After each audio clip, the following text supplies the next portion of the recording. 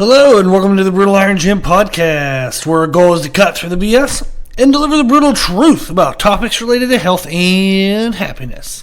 Today's podcast number 1910.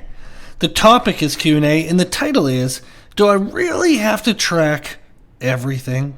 This is a question I sometimes get. Often when I work with clients, they're fired up, they're excited, they're ready to track everything, they're ready to do the nth of every detail so that way they can get the best results. However, there are times when, as I go through stress of life, what we track and how detailed we track it, we do vary. We might lessen the details and think more broad, sweeping concept because they have a lot going on in life. We want to make it easier for them to track so we can still do it and be consistent with it. But we understand that they have a lot of other things in that season or that moment of life. And then I also do get from time to time where people are like, I eat healthy, quote unquote. I eat healthy. I really just need the help with training. And once we talk about nutrition, once we cover some things, we realize, we're not eating optimally. So we might want to work on a few things. We might want to focus on a few things. And if we want to improve what we do, tracking it does help. I had a communication with a client that I thought was helpful to share. They are excited to get back into tracking their nutrition, and they kind of fell off over the holidays. They had a lot of stress. There was job stress, financial stress, holiday stress, just stress on top of stress on top of stress. So they fell off on their habits. So I want to reintroduce them back into it and do it in a manner in which it's not overwhelming. We want to just get back into it, get something consistent, and then refine as we go. So I wrote the following. As for nutrition, what I'd like to focus on is having a minimum/maximum number of calories and protein per 5 to 6 hours of the day. Now, I'm going to break away from what I wrote already because the reason why I'm talking about this 5 to 6 hours of the day, I use time blocks with clients. Rather than thinking of the day as a 24-hour period, we can actually break the day down into smaller sections. This is beneficial in many ways, but one of the ways in which it's beneficial is you don't have to mentally track or mentally feel accountable for an entire day's worth of food. 24 hours worth of food can be difficult. You're going to say, I kind of forgot what I had for breakfast, or I don't even know if I had anything in the morning or not. So it's very common that people will forget what they had and have a hard time tracking that. It's also not optimal to think of nutrition as a per 24-hour period. What that means is we can get a lot more positive aesthetic difference as well as performance difference, and that then both of those can lead to health differences, especially when you include mental and emotional health, by playing with and controlling the timing of our food. I talk about that in podcast 1906. So 1906, so just a couple podcasts ago. It's a nutrition podcast titled The Impact of Food Timing. So you can listen to that podcast to learn more about why food timing is important. And we also have podcast 1757, which is a nutrition podcast titled Using Time Blocks for Easier Macronutrient Tracking. That discusses kind of the more in-depth details of why I do this in this way.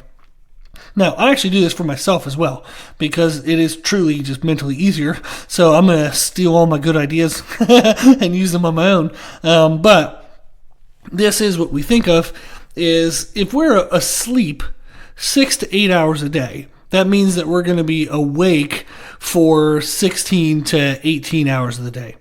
We can then think of our day as the first third of the day, which is the first 5 to 6 hours, the middle third of the day, the middle 5 to 6 hours, and then the final third of the day, which is the final 5 to 6-ish hours. If we break the day down into those three sections, we can better control the timing of our food to ensure that we have about a third of our calories and protein in the first third of the day, a third of our calories and protein in the second third of the day, and a third of our calories and protein in the final third of the day. Most people undereat during the day and they overeat at night, and that contributes to why they have overly fat. So it doesn't necessarily impact weight gain. It does. But there are ways to modify your weight that are independent of food timing. However, you can maximize your body composition and your energy and how you feel, therefore your performance in your workouts. You can optimize so much by controlling the timing of your food. If you eat more when you move more, eat less when you move less, a lot of things go better in regards to nutrition and how we look and how we feel. So, what I told her was I wanted to focus on those components. I wanted to focus on calories and protein per 5 to 6 hours of the day. This would help increase our metabolism and decrease deficiencies throughout the day. Now, deficiencies is talking about like an energy deficit or an energy surplus. So what I want to try to do with this client is she typically undereats during the day and overeats at night.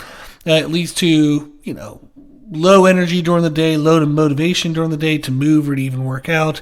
It leads to increased body fat amount at her weight. So we could switch the timing around and she would be a lot leaner even if she didn't lose any weight. We want to better balance our intake and our output. So we want to get rid of those deficits throughout the day. And that way our body doesn't try to hold on to body fat to protect itself from times of being underfed. So I said, I'd like to work on the following. I want in the first 5 to 6 hours of the day of being awake, we aim for 300 to 700 calories with a minimum of 30 grams of protein. 300 to 700 calories is a huge range. But for some people, that creates more consistency than what they've been doing. So it sounds almost, to some people, they're going to say, oh my gosh, they just have to eat within 300 to 700 calories. That's a huge range. That's almost a ridiculous range. I wouldn't even know. A lot of people would feel like that's not even right because it's such a huge range. Do I eat 300? Do I eat 700? Do I eat 550? Do I eat 650? Do I eat 450? And what I'm telling this client is, I don't give a crap. Just get somewhere between 300 to 700 calories in the first third of the day, and a minimum of 30 grams of protein. The second 5 to 6 hours of the day, get 300 to 700 calories with a minimum of 30 grams of protein. And the final 5 to 6 hours of the day, get another 300 to 700 calories with a minimum of 30 grams of protein. So what I'm really looking for is for this client to consume somewhere between 900 to 2100 calories a day. That is an enormous range. 900 to 2100 calories. But if they can eat 900 to 2100 calories, somewhere in that range, and get a minimum of 90 grams of protein, they're going to be more consistent than they've been. They're going to feel better than what they felt. They're going to be leaner than what they've been. A lot of things are going to go better for them because that is greater consistency than what they're doing now. I continued, and I'd like to track our adherence to this. You can set up a checklist in the notes function on your phone. You can track it on a piece of paper. You can track it via email. However you track it, I'd like you to track a yes or a no for each time block for each day. So by the end of the week, we can see if we missed any of those time blocks on which days. So for example, Monday, simply say yes if you were able to get 300 to 700 calories in a minimum of 30 grams of protein in the first third of the day. Or say no if we missed one of those components, whether we missed the calories or we missed the protein. So Monday, we're going to have a yes, and a yes, hopefully. So yes, we hit our targets in the first third of the day. Yes, we hit our targets in the second third of the day. And yes, we hit our targets in the final third of the day. We would love for each day to have yes, yes, yes. But we might end up seeing a yes, no, yes. On Tuesday, yes, no, yes. Wednesday, yes, yes, yes. Thursday, yes, no, yes. Friday, yes, yes, yes. Saturday, no, yes, yes. Sunday, no, yes, yes. Tracking like this would allow us to see if we're struggling with consistency. For example, in the example above, we missed the middle time block on Monday, Tuesday, and Thursday. This would allow us to recognize that as a pattern and then make a plan for how to adjust for it. And we'd see that on weekends, we were missing the morning time block. Maybe we slept in a bit. Maybe because we slept in, we got busy right after waking up and we didn't take the time to eat. We need to track what we're doing in order to see what we're doing. Human beings have an amazing ability to lie to ourselves. We will justify almost anything, and we only have to accept it in our own head, so it makes it a much easier argument to make. If you're trying to convince somebody else, you have to be more articulate. You have to actually make logical sense. When we try to convince ourselves, that can be a pretty fuzzy argument, and we can still win. So it's important to track what we do, so that way we can see what we're doing without bias. I literally can see if I've missed meals without the excuse of why I missed them fogging my vision and saying, well, Monday was super busy at work. There was no way I was going to get away for lunch. So therefore, we don't even recognize. We're not thinking, I missed lunch on Monday. We're like, well, I couldn't even have had it if I wanted to. Right? So all of a sudden, we just excusing away Monday, and we're not going to factor that into why we might be falling behind in our goals because, there was no way I could have had lunch anyhow. We're not going to say, I missed lunch on Monday. I missed it on Tuesday. I missed it on Thursday. I need to figure out how to get the freaking lunch in. That's what we want. We want an unbiased view of what we're doing. Now, if you notice, all I wanted her to track was yeses and nos. I don't care how many calories she actually got. As long as it's between 300 to 700, I don't care what the number is. Whether it was 500, 600, 694, 302, doesn't matter. Just if it was between 300 and 700 and we got at least 30 grams of protein, it's a yes. That's all we care about. Yeses and nos right now. We just want to be in the range.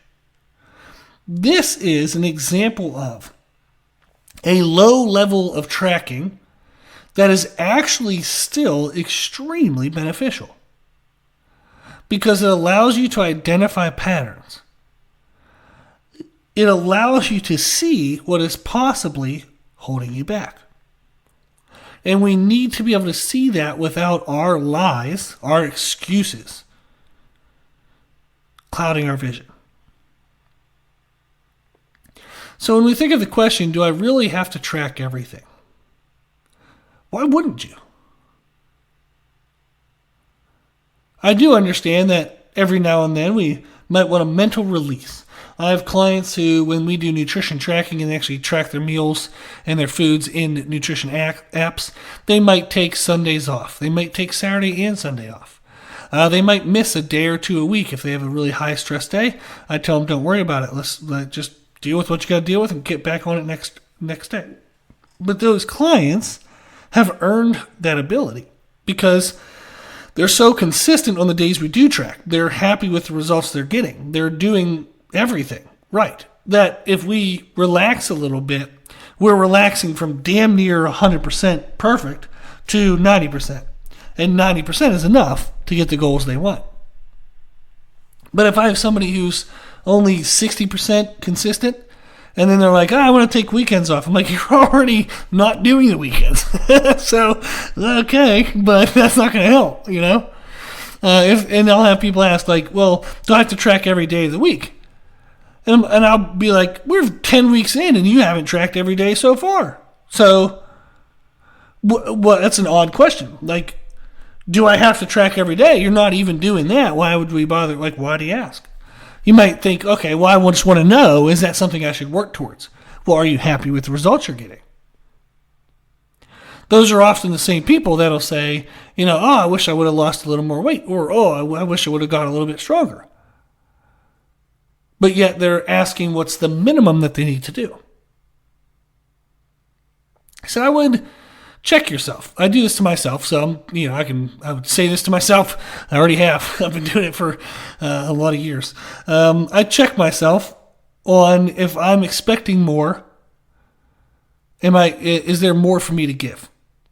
There was a book by Jocko Willink called Extreme Ownership, and I had already embraced that concept before when I was younger, but there was never a fancy book for it that I was aware of. I'm sure there was, but I didn't read a lot of books when I was younger. But Extreme Ownership is a good book in the sense that you want to take ownership of everything in your life, even the bad things, even your mistakes, even your intentional wrongdoings. You want to take ownership because if it's your fault, you have the ability to influence it if you change your actions. If you are where you are because of you can change you and you can get something new. But if you are where you are because of so-and-so or this situation or that circumstance or that person or these people, well, good luck. You're not going to be able to change another person. You're not going to be able to change a circumstance that's unchangeable. And then you're stuck where you are. Find a way to make it your fault. If there's anything that you can do that contributes to it, you can then change that to get a new outcome. So, when you think of the question, do I really have to track everything? I would respond with that question and say, why would you not? Why not track everything? Why not try to track more than everything?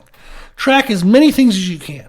Figure out what's holding you back. Address that as quickly and aggressively as you can so you can make the change and make progress. So I do encourage you to track what you do. But as you can see in this example, it could be simply a yes or a no. Just give yourself a range and say yes or no. You don't have to track the dirtiest of details if that seems overwhelming and it shuts you down. Start with low-level tracking and build up from there as you would like to see greater progress. Okay? Hopefully that helps. If you have any questions, shoot me an email at brutalirongym@gmail.com. Right now I'm doing free 15-minute consultations. If you'd like to meet virtual consultation, we will set up a Zoom meeting or whatever app works for wherever you live. I have clients outside the United States and we'll figure it out. But we'll set up a virtual consultation. We'll talk for 15 minutes. I'd like to meet you, learn about your goals, learn about your struggles, and then we can talk about what we can do to overcome those. So if you do have a goal that you're struggling towards and you just finally want to get there, you finally want the help to take that next step, reach out. You can email me at brutalirongym@gmail.com. You can go to our website, www.brutalirongym.com, and go to the one-on-one services page, and there's a link there to sign up for the 15-minute consultation as well. If you like the podcast, please share the podcast. If you like the podcast, please consider donating to support the podcast, which you can do on our website. Also, if you like the information we share in the podcast, you can find more from us on our social media channels. You can find us and follow us on Instagram and YouTube under the name Brutal Iron Gym. As always, I hope this was helpful, and thank you for listening.